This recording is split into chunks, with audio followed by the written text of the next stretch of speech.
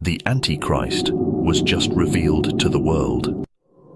Whether you see biblical prophecies as literal predictions or symbolic narratives, the current global landscape gives us plenty to ponder. Let's explore this together.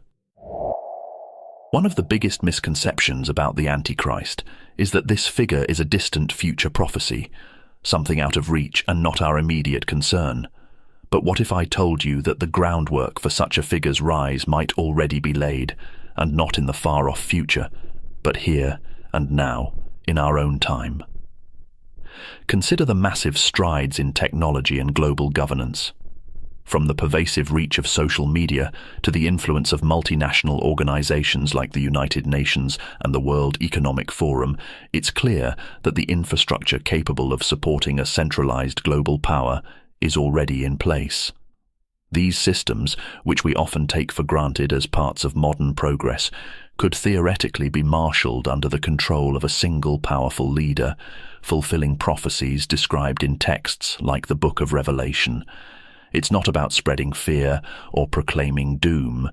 It's about recognizing the signs and understanding our world through a prophetic lens.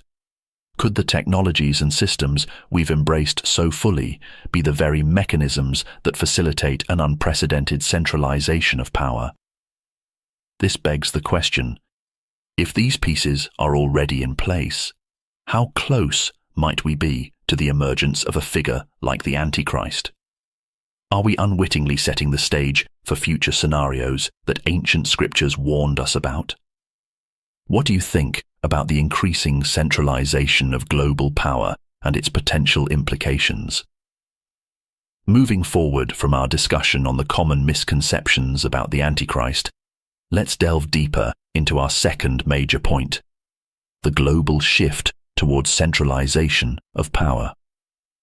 These scenes represent more than just routine global gatherings.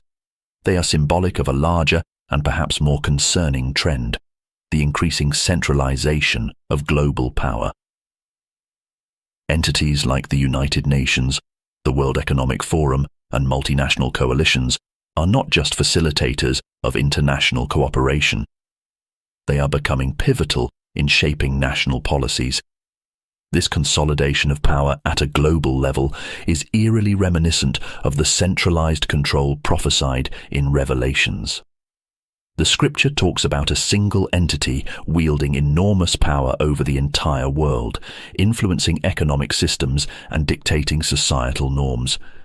The architecture of global governance we see today could very well serve as a platform for the rise of a leader like the Antichrist. The concentration of decision-making authority, the ability to enforce economic sanctions, or even control over digital currencies, could provide the tools necessary for total global dominance. This isn't just about economics or politics, it's about autonomy. As nations increasingly tie their sovereignty to these international bodies, the individual voices of member states, and consequently their citizens, begin to dilute. What does this mean for the average person? It means that decisions affecting your daily life, from the price of bread to the privacy of your data, could be decided in boardrooms halfway across the world by a select group of global leaders. I feel like we're slowly losing control over our own country's destiny. Everything is decided by these big organizations. It's scary to think how far this could go. Are we merely participants in a global experiment headed towards a centralized authority as prophesied? Or can we find a balance that respects both global cooperation and national sovereignty? As we see international bodies gaining more influence, the autonomy of individual nations seems to be in jeopardy. Independence has always been a cornerstone for nations. Sovereignty means having the authority to govern oneself, make one's own laws, and control one's own destiny. But the modern geopolitical landscape is reshaping this concept. As nations become members of larger international bodies, such as the European Union or the United Nations, they often commit to agreements that limit their independent decision-making. This is a double-edged sword. While it promotes global harmony in some cases, it also restricts the nation's ability to act solely based on their own citizens' needs and interests. The dilemma here is significant. On one hand, these alliances can lead to enhanced stability, economic growth, and unified responses to global challenges like climate change and pandemics. On the other hand, they might pave the way for a future where decisions are predominantly driven by a centralized power, echoing the centralized control forewarned in biblical prophecies about the Antichrist.